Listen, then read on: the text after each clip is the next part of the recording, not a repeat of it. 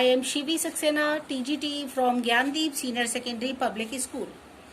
Okay, students, today I am taking chapter number 3rd.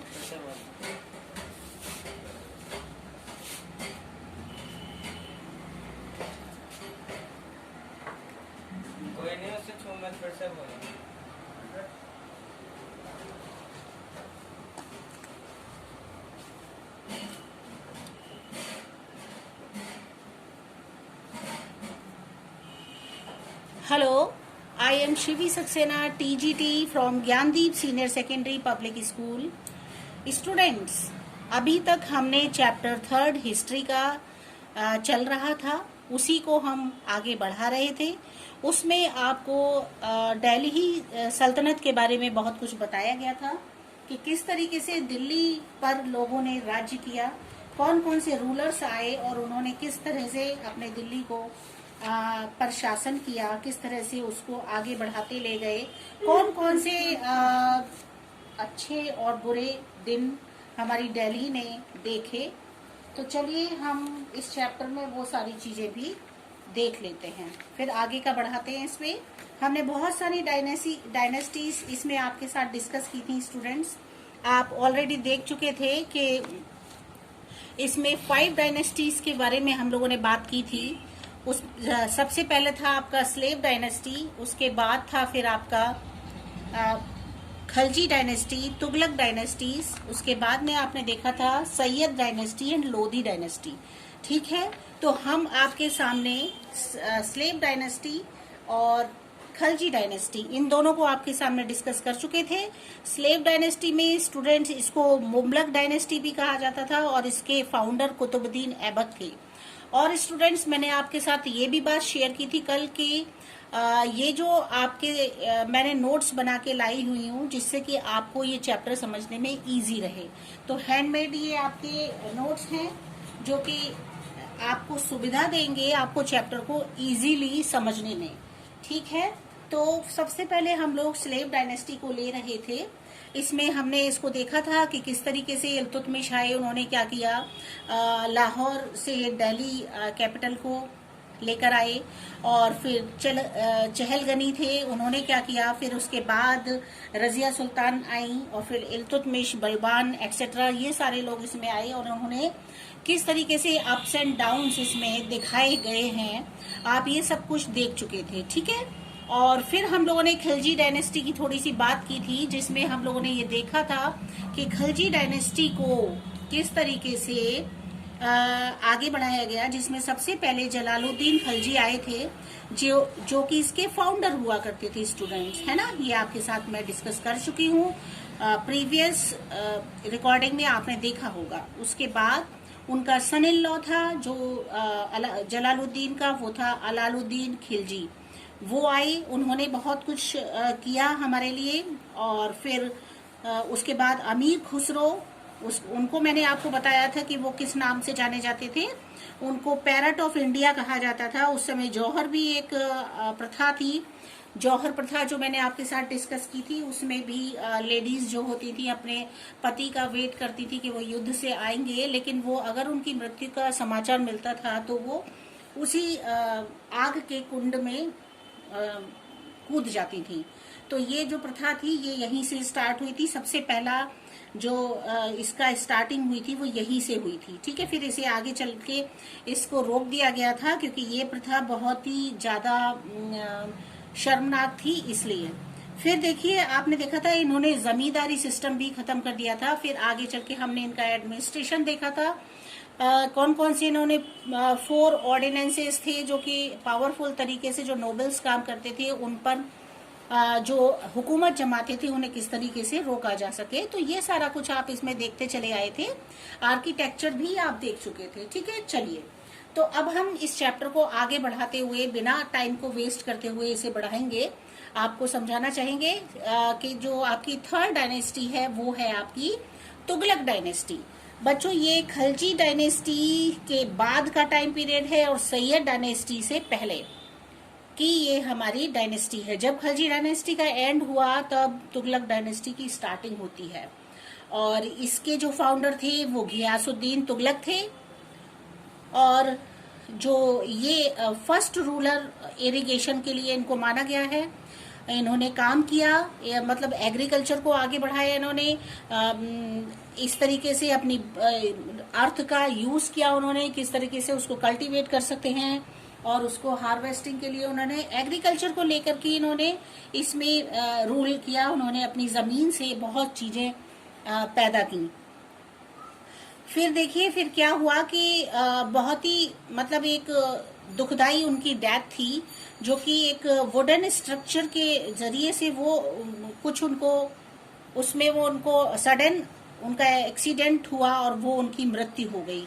फिर उसके बाद मोहम्मद बिन तुगलक आए, जो कि उन्होंने बहुत ज्यादा अच्छा कुछ नहीं कर पाया, लेकिन और इनको मैड किंग या फिर वाइस फूल कहा जाता था।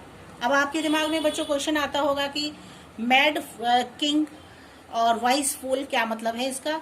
तो बेटा जब आप सुनते जाओगे आपको क्लियर होता जाएगा। सबसे पहली कौन सी ऐसी 5 उन्होंने ऐसे स्टेप्स उठाए थे जिसकी वजह से इनको क्या ऐसा क्यों कहा गया कि वो एक पागलपन के राजा और बुद्धिमान मूर्ख कहे जाते थे।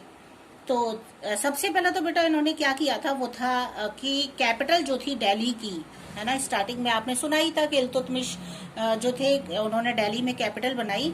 उस कैपिटल को उन्होंने दौलताबाद ले गए, और दौलताबाद बहुत दूर था, तो जिसको कि देवगिरी भी कहते थे, साउथ में था।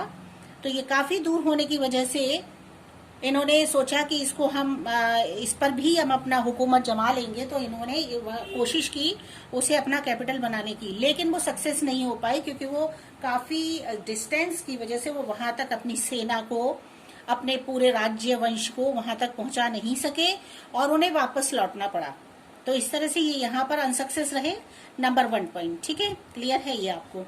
सेकेंड क्या किया था इन्होंने कि इन्होंने इंट्रोड्यूस कराया था टोकन करेंसी को, ठीक है। वो टोकन करेंसी ब्राउन्स की थी, लेकिन उसको लोगों ने आगे चल के नकली बनाना शुरू कर दिया सिल्वर में। तो जब सिल्वर की वो नकली बनने लगी तो फिर उनके ब्राउन्स कॉइन्स थे जो उनकी वैल्यू घटने लगी। तो सेकेंड स्टेप इनका ये था, जो कि बहुत ज्यादा बेकार था और जिसकी वजह से ये इस तरह से वाइस फूल कहलाने लगे। फिर थर्ड स्टेप इन्होंने जो उठाया था वो था, इन्होंने एक टैक्स जो था वो उनको इंक्रीज कर दिया इन डोम रीजन टू फील्ड। उन्होंने एक रीजन हुआ करता था, उसके फील्ड पर इन्होंने टैक्स को इंक्रीज कर दिया, बढ़ा दिया, जो कि लोगों को पसंद नहीं आया, लेकिन इन्होंने ऐसा किया था। तो इस वजह से भी ये लोगों की नजर में थोड़ा सा गिर गए थे। फिर देखिए इसके बाद क्या था, इन्होंने कौन सा ऐसा पॉइंट था जो कि उसको इन्होंने किया, वो था gathered and huge army of expedition and then disband एनेसिस। उन्होंने क्या किया, बहुत बड़ी बड़ी आर्मीज को तैयार किया और उनके जो आर्मी के जो सदस्य थे, जो उनके वॉरियर्स थे, उनको वो प्रॉपर सुविधाएं नहीं दे पाए, और जिसकी की वजह से उनकी जो वॉरियर्स थे या जो उनका सेना के बहुत सारे हॉर्सेस वगैरह होते हैं, उनका जो था वो उनको घटना शुरू हो गया। तो ये भी एक कारण था जिसकी वजह से कि ये लोगों के लिए आगे चल के इस तरह से अनसक्सेस पर्सन बने। फिर क्या था इनका कि इन्होंने कुलिच एक्सपेडिशन किया, कुरचिल एक्सपेडिशन। इसमें ये क्या होता था बच्चों, ये जो था ये मनी का वेस्टेज था, मतलब पैसे की बर्बादी होती थी इसमें, और ये भी इन्होंने स्टार्ट करा दिया। जिससे क्या हुआ, ये 5 स्टेप्स ऐसे थे जिससे कि मोहम्मद बिन तुगलक जो थे मैड किंग या वाइस फूल कहलाए। तो 2-3 स्टेप्स तो इनके बहुत ही इंपॉर्टेंट हैं जो कि हमें जानने चाहिए। अक्सर उनसे रिलेटेड क्वेश्चन हमारे दिमाग में आते रहते हैं। तो ये जो था तुगलक डायनेस्टी में बहुत इंपॉर्टेंट पार्ट था। इसको लेकर के आप क्वेश्चंस छोटे छोटे बना सकते हो बच्चों, ये बहुत जरूरी है आपको इसको ध्यान रखना, इनके एक एक पॉइंट्स को समझना, आप इसको नोट कर लीजिएगा। तो फाउंडर जो थे घियासुद्दीन तुगलक थे, और इसके बाद घियासुद्दीन तुगलक की सडन मृत्यु के बाद मोहम्मद बिन तुगलक आए। उनको क्या कहा जाता था, किस नाम से और क्यों कहा जाता था, तो वो भी आप इस चीज को बहुत अच्छे से ध्यान रखेंगे। ठीक है, टर्न करते हैं, इसके बाद देखते हैं कि इसमें क्या है। फिर देखिए आप इसमें न्यू डिपार्टमेंट बनाया गया जिसमें कि सेपरेट डिपार्टमेंट हुआ करता था एग्रीकल्चर का, वो भी इसी टाइम पीरियड की बात है, जिसको दीन एक कोही कहा जाता था। ठीक है, वो उन्होंने एक डिपार्टमेंट अलग से एक जगह ऐसी बना दी थी सेपरेट रूप से एग्रीकल्चर को लेकर के, कि जहां पर उनका, क्योंकि इस समय में एग्रीकल्चर का बहुत अच्छा वो था, टाइम पीरियड बहुत अच्छा गुजरा। इन्होंने एग्रीकल्चर को लेके बहुत बढ़ावा दिया और उसको आगे तक ले गए, और फिर इसलिए इसको एक सेपरेट जगह को इन्होंने नाम दिया दीवानी कोही। ठीक है, फिर देखते हैं इसमें क्या और हुआ था। तो there were many revolts in his system, independent Vijayanagar और बहामानी किंगडम, ये आपकी बुक में नाम है। और ये जो दो किंगडम थे वो इस डायनेस्टी में बहुत ज्यादा इम्पोर्टेंट इंडिपेंडेंट किंगडम के रूप में तैयार हुए, जो कि फेमस हुए विजयनगर और बहामानी किंगडम। फिर देखिए, फिर इस तुगलक डायनेस्टी की ही हम बात करते हुए थोड़ा और आगे बढ़ते हैं। तो बच्चों देखते हैं कि इसमें एक फिरोज शाह तुगलक नाम आया है, जो कि बहुत इम्पोर्टेंट था, जो इंडियन हिस्ट्री में हमारी तुगलक डायनेस्टी में फिरोज शाह तुगलक, क्योंकि अभी हम तुगलक डायनेस्टी की ही बात कर रहे हैं। और मोस्टली आप देखिए जिनका लास्ट में जो सरनेम है, जैसे कि तुगलक है, लोधी है, सैयद है, तो उनके नाम के जो पीछे लगा हुआ है उसी पर डायनेस्टी का नेम चलता है। तो इस तरह से आप फिर आए नेक्स्ट, इसके बाद वो जो थे वो फिरोज शाह तुगलक थे स्टूडेंट्स। ठीक है, फिरोज शाह तुगलक ने क्या किया था, ही अटैक्ड एंड डेस्ट्रॉयड टेम्पल। बहुत ही ज्यादा इन्होंने हमारी जो इंडियन कल्चर थी उसको, हमारा जो शानो शौकत थी हमारे देश की, उसको उन्होंने डेस्ट्रॉय करने की कोशिश की। दो टेम्पल थे बच्चों बहुत ही फेमस, एक था जगन्नाथ टेम्पल और दूसरा था ज्वालामुखी टेम्पल। ये दो टेम्पल को इन्होंने डेस्ट्रॉय किया, पहले अटैक किया फिर इसको इन्होंने डेस्ट्रॉय करने की कोशिश की। तो ये जो था फिरोज शाह तुगलक ने ऐसा काम किया, इससे हमारी बहुत बड़ी संपत्ति का नुकसान हुआ और हमारी भारतीय जो कल्चर थी वो इससे डेस्ट्रॉय होनी हुई। फिर इन्होंने एक काम और किया था, वो था जाजिया। जाजिया क्या होता था बच्चों, अक्सर क्वेश्चन आता है जाजिया, व्हाट इज द जाजिया, तो आप बता सकते हो ये रिलीजियस टैक्स हुआ करता था। ये क्या करते थे, जो ब्राह्मण्स होते थे, मतलब मंदिर के जो पुजारी होते थे, वो इसको लिया करते थे। तो ये जाजिया जो सिस्टम था वो उन्होंने स्टार्ट किया, जिससे कि बहुत प्रॉब्लम होती थी, क्योंकि जो ये लोग रिलीजियस रूप से टैक्स लिया करते थे, है ना। फिर क्या हुआ था, फिर थर्ड स्टेप क्या था, he started heredity in nobles and army nobles. इन्होंने क्या किया, अभी मैंने बात की थी ना पिछली आपसे चहलगनी की, जो कि 40 लोगों का एक ग्रुप हुआ करता था, वो नोबल्स कहलाते थे। तो इन्होंने फिरोज शाह ने उनको खुश करने के लिए, उनको प्लीज करने के लिए उन्होंने नोबल्स के लिए आर्मी तैयार की। ठीक है, उन्होंने हेरिडिटी मतलब पुराना जो था प्रथा थी जो आपकी इसकी चहलगनी की, उनको प्लीज करने के लिए उन्होंने आर्मी बनाई और नोबल्स के लिए ये सिस्टम स्टार्ट किया। ही रोट ऑन, लास्ट में उन्होंने क्या किया, उन्होंने अपने लिए एक ऑटोबायोग्राफी लिखी। ऑटोबायोग्राफी क्या बेटा, उन्होंने अपने लिए अकाउंट्स लिखे थे, उनके अकाउंट्स हुआ थे जो लिखा करते थे। लास्ट में उनकी ये ऑटोबायोग्राफी के रूप में मिली, जिससे कि ये सारा कुछ हमारे सामने क्लियर होता चला गया।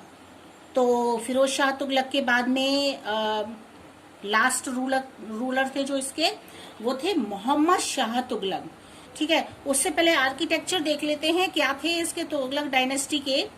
तो आर्किटेक्चर के रूप में बच्चों इसमें तुगलकाबाद, जो कि घियासुद्दीन तुगलक ने बनवाया था, ये फेमस हुआ। IBN बटूटा जो मोरक्को के हुआ करते थे, इन्होंने मोहम्मद बिन तुगलक के बारे में बहुत कुछ लिखा जो हमें मिला। ठीक है, फिर देखिए लास्ट रूलर जो था इसका तुगलक डायनेस्टी का, ये भी एक इम्पोर्टेंट क्वेश्चन है कि who is the last ruler of Tughlaq dynasty. तो बेटा वो थे मोहम्मद शाह तुगलक। ठीक है, ये क्वेश्चंस हैं आपके जिनको कि आप नोट करेंगे। ठीक है, बहुत इम्पोर्टेंट, बहुत अच्छे, बहुत ही ज्यादा नॉलेजेबल। ओके, तो ये हमारे लास्ट रूलर थे इसके। अब आपकी केवल 2 डायनेस्टीज रह गई हैं, एक है आपकी सैयद डायनेस्टी और दूसरी है लोदी डायनेस्टी। तो हम लोग इस समय सैयद डायनेस्टी की बात करेंगे। सैयद डायनेस्टी वो डायनेस्टी है जो तुगलक डायनेस्टी के बाद में आई है और लोदी डायनेस्टी के पहले की है। ठीक है, इतना आप इस तरह से याद रखोगे तो आपको पता चलेगा कौन सी डायनेस्टी पहले आई है, उसके बाद देन। ठीक है, तो सैयद डायनेस्टी जो थी वो थी तैमूर्स इन्वेजन। इस समय में तैमूर जो थे उनका इन्वेजन हुआ 1398 से लेकर के 1399 तक इन्होंने शासन किया। ये तुर्किश थे, जनरल थे और ये मंगोलिया से आए थे। चंगेज खान जो थे उन्होंने इनको बुलाया। इस तरीके से इनका ये थोड़ा सा इंट्रोडक्शन है। फिर ये जो थे ये मर्सीलेस थे, मतलब इनके दिल में जरा भी दया नाम की चीज नहीं थी लोगों के। ये काइंड हार्टेड नहीं थे बिल्कुल भी, मर्सीलेस पर्सन था ये पूरी तरह से। और उन्होंने क्या किया, देखिए जो लास्ट रूलर थे तुगलक डायनेस्टी के, मोहम्मद शाह तुगलक, इनके साथ जुड़ने की कोशिश की इन्होंने। और उसके बाद इन्होंने ही अपॉइंटेड खिजिर खान, वो पंजाब से खिजिर खान को लेकर आए जिससे कि वो इस पर राज्य कर सके। और उन्होंने अपनी पावर को पावरफुल अपनी राज्य को पावरफुल बनाने की कोशिश की अपने आप को। तो फाउंडर जो थे सैयद डायनेस्टी के वो थे खिजिर खान। ठीक है, ध्यान रखिएगा, खिजिर खान को लेकर आए थे ये पंजाब से मोहम्मद शाह तुगलक और आपके ये तैमूर। और इन्होंने खिजिर खान जो थे जो पंजाब के रूलर कहलाए होते थे। ठीक है, और जो फाउंडर थे सैयद डायनेस्टी के। ठीक है, इन्होंने आकर के सैयद डायनेस्टी का फाउंडिंग संभाली थी। He founded Sayyid dynasty and captured Delhi in 1414। ठीक है, इन्होंने पहले तो सैयद डायनेस्टी को बनाया, आफ्टर दैट उन्होंने दिल्ली को कैप्चर किया इन 1414 में। ठीक है, इतना क्लियर हो चुका आपको।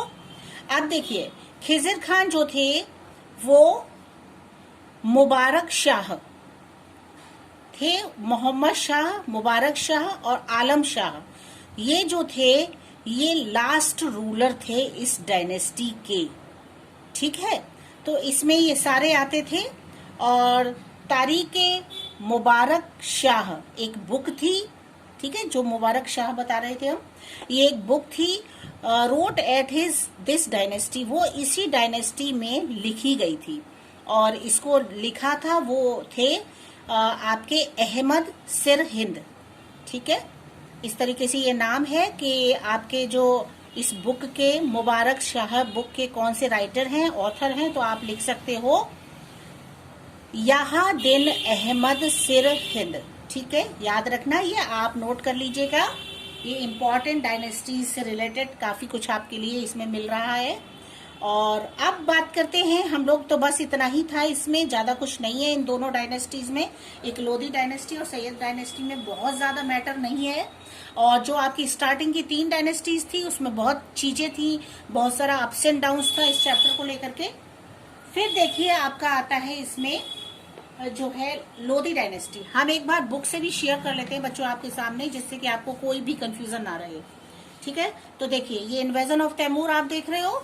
इसके बाद इसमें आप देखेंगे हमारी खलजी डायनेस्टी आप पढ़ चुके। फिर सैयद एंड लोधी डायनेस्टी आती है। ठीक है, लोधी डायनेस्टी में आपने देखा कौन कौन आया, सिकंदर लोधी। तो हम वही सब जो आपका बुक में दिया हुआ है पूरा उसी तरीके से नोट्स मैंने तैयार कर रखे हैं, वो मैं आपके साथ शेयर करूंगी। तो बजाय बुक से समझने के आप नोट्स से समझोगे, आपको बहुत इजी रहेगा। तो चलिए लोधी डायनेस्टी को और देख लेते हैं जो कि लास्ट है इस चैप्टर का। अच्छा, ये जो डायनेस्टी है, जैसे ही सैयद डायनेस्टी का एंड होता है लोधी डायनेस्टी स्टार्ट हो जाती है। और ये आफ्टर लोधी डायनेस्टी मुगल्स, जो मुगलों का राज्य था वो स्टार्ट हो गया था। ठीक है, तो लोधी डायनेस्टी लास्ट है, इसके बाद कोई भी डायनेस्टी नहीं बनी थी। तो लोदी डायनेस्टी के फाउंडर जो थे वो थे बहलोल लोदी, जो कि अफगान के थे, लोदी डायनेस्टी के जो थे, ठीक है। लोदी डायनेस्टी के फाउंडर थे, नाम याद रखिएगा, वो थे आपके फाउंडर हुआ करते थे बहलोल लोदी, जो कि अफगान के थे, not Turkish.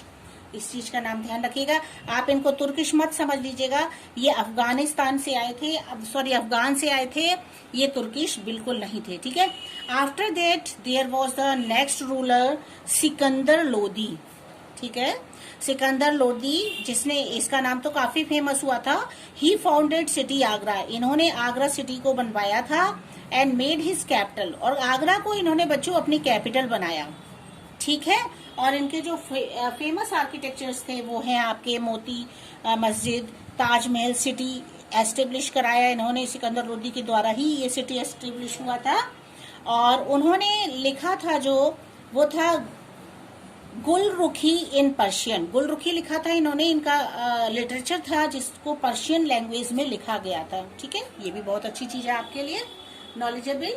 After that there was the next ruler was Ibrahim Lodi, ठीक है। क्लियर करती हूँ मैं आपको, ये इब्राहिम लोदी आए, ये इस डायनेस्टी के बच्चों लास्ट रूलर हुआ करते थे, ठीक है। After the Ibrahim Lodi, and this is the last ruler of this dynasty, then in our India there is started मुगलों का शासन शुरू हो गया था, क्योंकि बाबर आ चुका था, और बाबर ने हमारे यहाँ फिर इब्राहिम लोदी का एंड हो चुका था, खत्म हो गया था वो उनका समय, और बाबर ने डिफीट कर दिया था इब्राहिम लोदी को, हरा करके 1526 एडी में। ये भी चीज देख लीजिए, बहुत अच्छा है, ये आप समझ जाएंगे तो अच्छा रहेगा आपके लिए, कि बाबर जो थे इन्होंने डिफीट किया था इब्राहिम लोदी को 1526 एडी में, जिससे क्या हुआ था कि हमारी लोदी डायनेस्टी जो थी वो खत्म हो गई थी। और फर्स्ट बैटल ऑफ पानीपत का पहला युद्ध इसी समय में शुरू हुआ था, ठीक है। फिर देखिए दौलत खान लोदी जो थे इन्वेडेड बाबर, दौलत खान लोदी जो थे यही बाबर को इन्वाइट करा था इन्होंने, for and he established Mughal empire, ये चाहते थे कि मुगल एम्पायर को एस्टेब्लिश किया जाए, तो ये बाबर को लेकर आए थे। और फिर वो कौन थे, वो थे he was governor of Punjab, जो कि पंजाब के गवर्नर हुआ करते थे। ये थोड़ा सा आपको मैंने एक्स्ट्रा नॉलेज दी है, इसको आपके चैप्टर से कोई रिलेशन नहीं है इसका लोदी डायनेस्टी में, लेकिन फिर भी आपको पता होना चाहिए कि लोदी डायनेस्टी कब खत्म हुई, क्योंकि ये लास्ट डायनेस्टी है। फिर इसके बाद क्या शुरू होता है और वो किस तरह से शुरू होता है, तो वो थोड़ा सा आपको मैंने इसमें समझा दिया है, आप समझ चुके होंगे। This is the end of your chapter बच्चों, बहुत इंटरेस्टिंग, बहुत ही अच्छा, बहुत ही बढ़िया, और ढेर सारे क्वेश्चन ऐसे जो कि आपको और कहीं नहीं मिलेंगे बच्चों।